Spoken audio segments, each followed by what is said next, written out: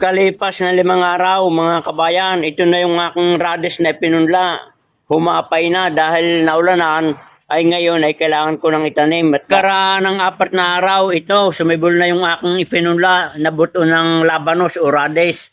Ito, makikita nyo, magagandang kanyang bulas. 4 days lamang, mahaba na.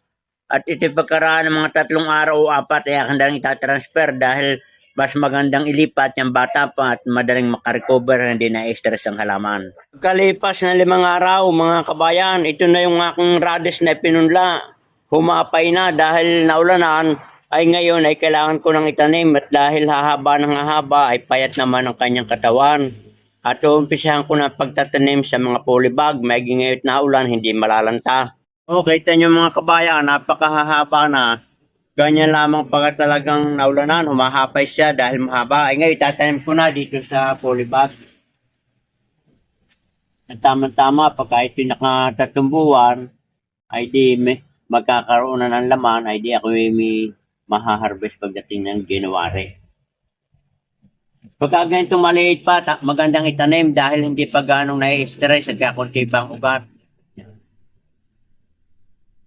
Ating takbo ng laman nito pataas. Yan.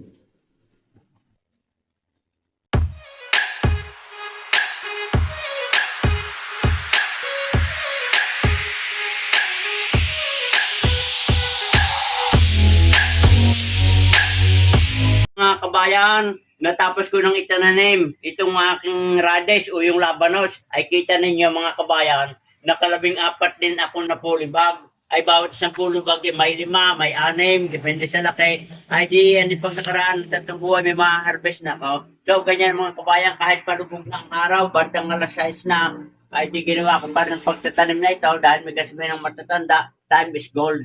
Ang oras na lumipas, hindi na may babalik. Yan mga kabayan, at i-update ko lang kayo kapag ito may laman na.